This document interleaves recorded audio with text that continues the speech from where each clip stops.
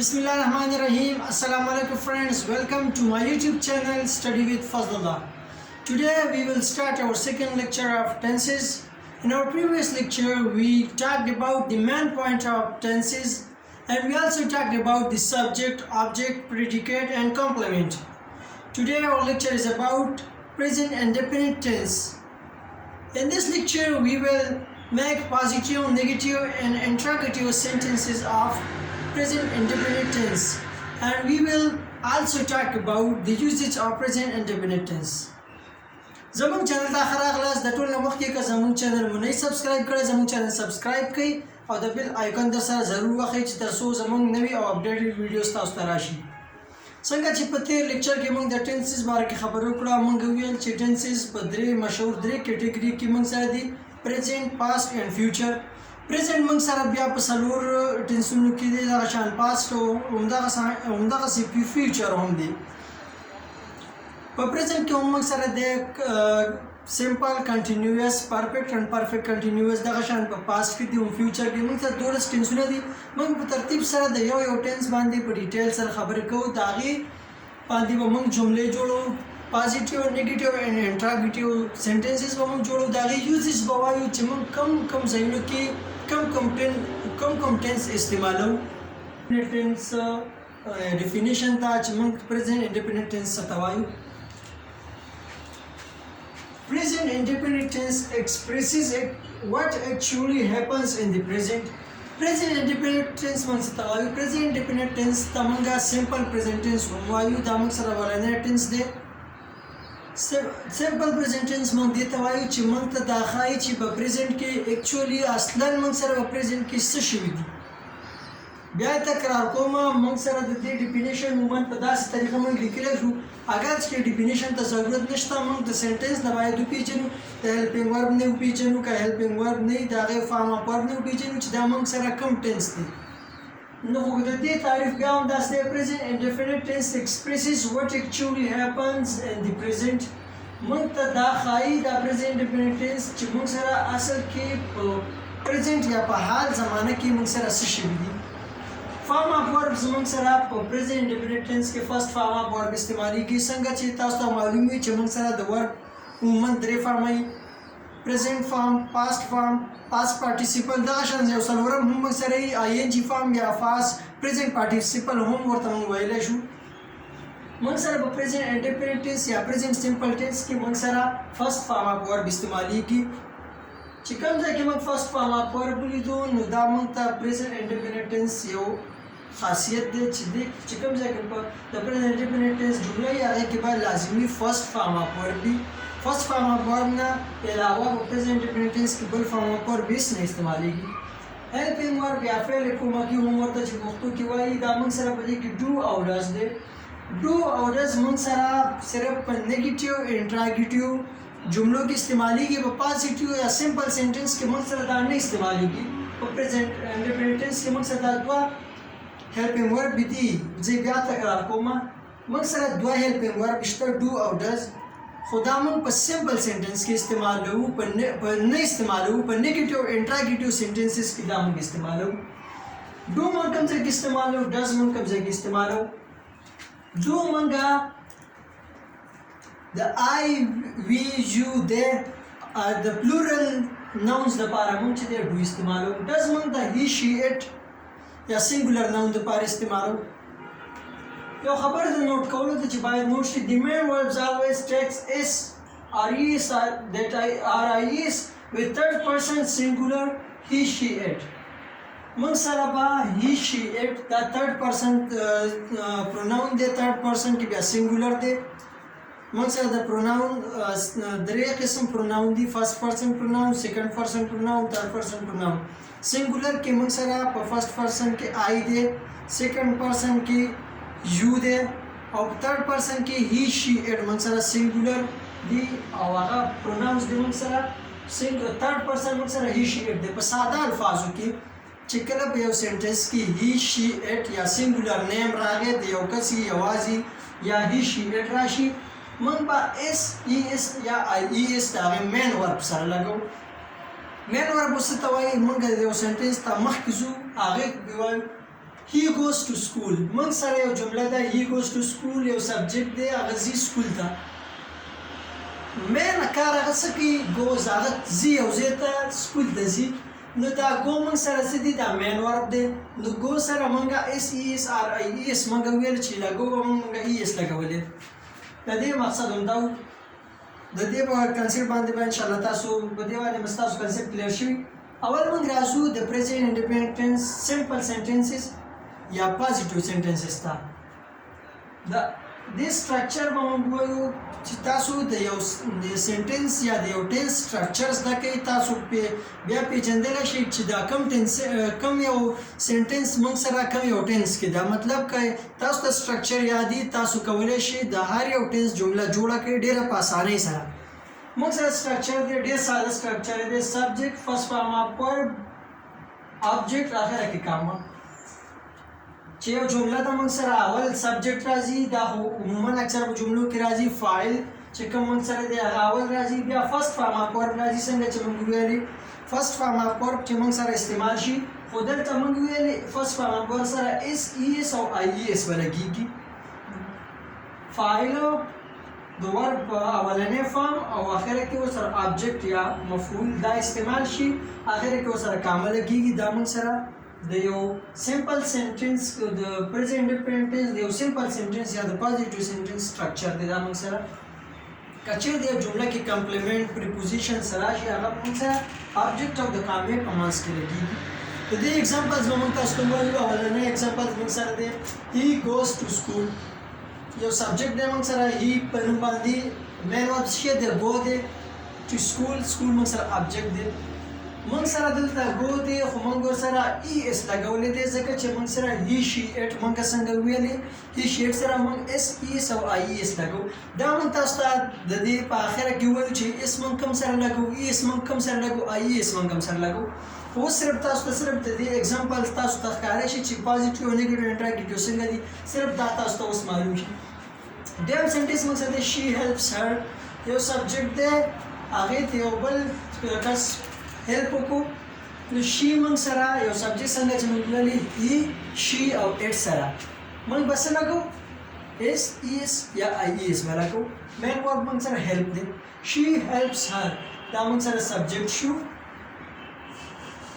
دا موږ سره مین ورب شو یا ورب شو اس ورسره موږ لګولی او دا موږ سره آبجیکټ شو دریم سنټنس موږ سره څه دی we play cricket که دلته موږ وګورو we یو پلورل دی فرست پرسن پروناون دی خو پلورل دی ساده که ووایو موږ he she it سره SES او IES لګو I we you دی یا پلورل ناون سره موږ SES یا IES نه لګو نو دلته موږ ډایرکټ ویل چې we play cricket we plays cricket چې څوک ولیکي هغه جمله غلطه ده بیخي غلطه ده we play cricket صحیح جمله ده دلته اس یا ایس یا ایس نه لګېږي ځکه چې وی راغلی دی وی موږ سره سبجیکټ شو مین ورب we play شو cricket موږ سره آبجیکټ شو که یو کس ووایي چې he go to school دا یو بالکل 100% یو غلطه جمله ده څنګه موږ ویلي he she سره به SES IES لګوي I we you دی یا پلورل سره به دا نه لګوي اوس موږ راځو د دې انټراګیټیو یا سوالیه جملې به څنګه جوړېږي د دې نه به څنګه سوالیه جوړ یا علاوه د دې نه موږ د پریزنټ سمپل سوالیه جملې څنګه جوړو موږ سره د دې سټرکچر دی helping verb plus subject plus first form of verb plus object plus question mark همدغه سټرکچر موږ سره همدلته دی خو څنګه چې تاسو ته موږ ویلي do یا does موږ سره helping verb دی دا موږ سره په نیګیټیو انټراګیټیو کې جوړېږي په انټراګیټیو کې د دې سټرکچر مخکې کې به صرف helping verb ولګو او دلته چې څنګه موږ ویلې SES دی په دې کې به موږ سره په انټراګیټیو موږ سره SES IES دا به موږ سره نه helping verb اول ولګو هغې نه بعد به سبجیکټ وي فرست فارم اف ورب وي یا آبجیکټ وي فرست فارم اف ورب سره په انټراګیټیو کې SES یا IES موږ نه لګو موږ سره اگزامپل څنګه چې موږ دلته وکړو he goes to school دا موږ سره جمله وه دا که موږ انټراګیټیو تاړو موږ سره helping verb اول دی helping verb موږ سره په he she it سره کوم استعمالېږي does څنګه چې موږ ویل he she it سره does استعمالېږي does به موږ ولیکو بیا سبجیکټ دی he مین ورب دی خو مین ورب سره به ES په موږ یا چې کوم دی S یا ES هغه به دې کټ کړو go to school نو هغه دی helping verb subject first form of verb object اخره کې به کوېسچن مارک لګو دا زموږ ساده سمپل طریقې سره انټراګیټیو ته جمله اړوو دویم اگزامپل موږ سره دی she helps her دا جمله کوم انټراګیټیو ته اړو کوم وګورو دا موږ سره سمپل پریزنټ ټینس جمله دا موږ سره اس لګیدلې اس موږ ختم کوو سره does به مخکې ولګو ځکه چې دا موږ سره he she it سره موږ does لګو نو does she help her اخره کوېسچن مارک لګو بل سنټنس موږ سره یو عام سنټنس موږ جوړ کړی does John watch the TV موږ سره John سبجیکټ دی does موږ helping verb لګو یا سبجیکټ دی first form of verb watch موږ لګولې object television دی موږ television لګو نو does John watch the television دا د simple present tense انټراګیټیو یا سوالیه جمله دا سنټنس اوس موږ سره دی we play cricket مونږ کرکټ کوو یو فلورل دی یو جمع پروناون راغلی دی نو وی راغلی وی سره مونږ دلته اس ایس یا ایس نه دی لګولی هی شیر سره مو لګولی دی که دې کې ولګو که ونه لګو په انټراګیټیو کې به د ختمي کې اس ایس یا ایس ډایرکټ شارټکټ به مونږ داسې وکړو هیلپینګ ورب نور سبجیکټ فرسټ فرام ورب آبجیکټ دا دی ډو وی پلی کرکټ دا د دې انټراګیټیو شو موږ یو بله جمله راغستې ده ډو دے سپیک انګلیش ډو موږ سره هیلپینګ ورب شو دے موږ سره فلورل ناون دی یا موږ سره سبجیکټ دی فلورل سپیک موږ سره ورب دی انګلیش موږ سره آبجیکټ دی اخره کې موږ کار وکړو ډو دے سپیک انګلیش آیا هغوی انګلیش وایي نو دا موږ سره یو انټراګیټیو سنټنس وه د present indefinite tense اوس دې نه بعد موږ راځو د دې نیگیټیو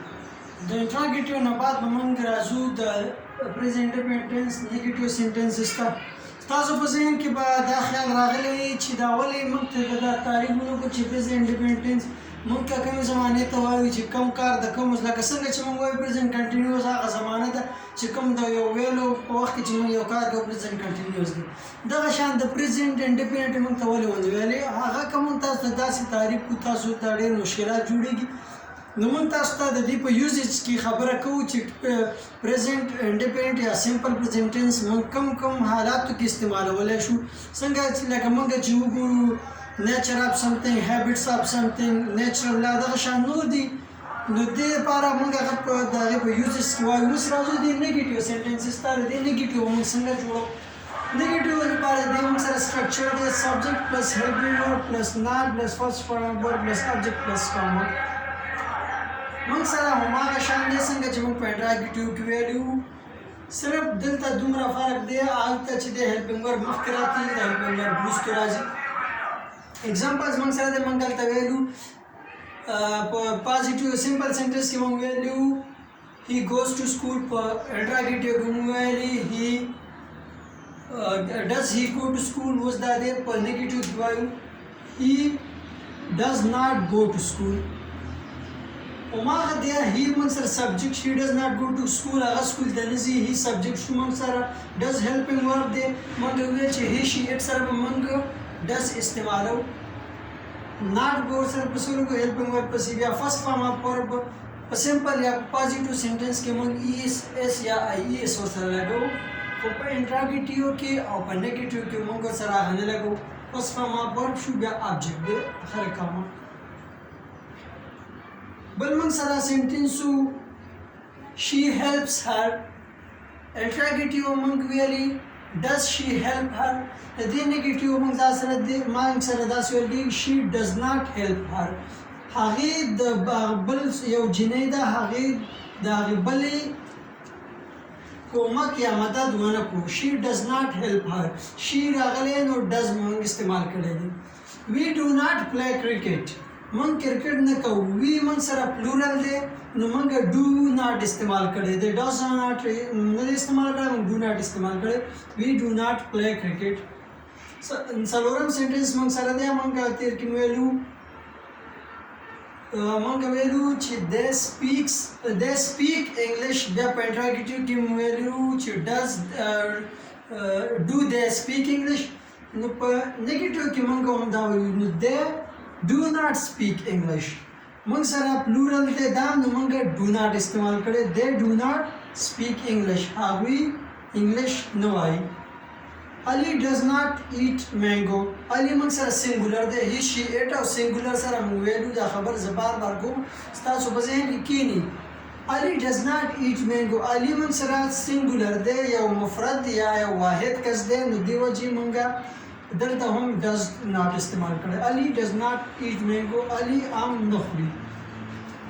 موږ سره دوه قسم نور جملې دي اکثر وتا سپینسونه ویل تاسو ته پوزټیو او نیگیټیو انټراګیټیو ویل موږ سره که چیرته یو جمله داسي چې هغه هم نیگیټیو وي هم انټراګیټیو وي هم سوالیه جمله یا هم منفي جمله هغه موږ څنګه لیکو په سمپل پریزنټ ټینس کې دا موږ ټول ټینسونو کې دا وایو اوس په سمپل پریزنټ ټینس کې موږ څنګه چې هم نیگیټیو وي هم انټراګیټیو وي بیا په هغه کې دوه قسم دي یو فارملی بل انفارمل فارمل هغه چې رسمي جملې عام تر په لیکلو کې موږ هغه استعمالو انفارمل غیر رسمي هغه هم ویل کېږي خو د انګلیش ګرامر مطابق فارمل موږ زیات استعمالو انفارمل نه استعمالي هغه اکثر په جملې ویلو کې اکثر څوک شارټکټ لپاره استعمالي خو چې څوک لیکي اکثر تر فارمل یا رسمي جملې عمده دي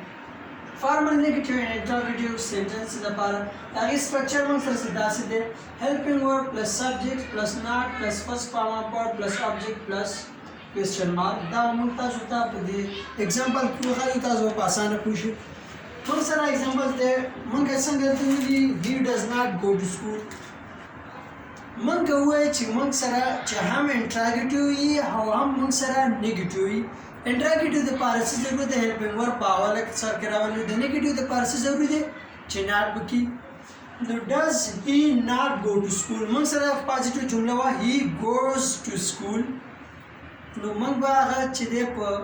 نیگیټیو انټراګیټیو دواړو چې څنګه does he not go to school نو معنی دا آیا هغه مکتب ته نه ځي آیا او به مکتب نه مې راوت دویم سنټنس موږ سره دی does she not help her آیا هغه د هغې کومک نه کوي موږ که وګورو موږ سره شي راغلی نو موږ به څه استعمالو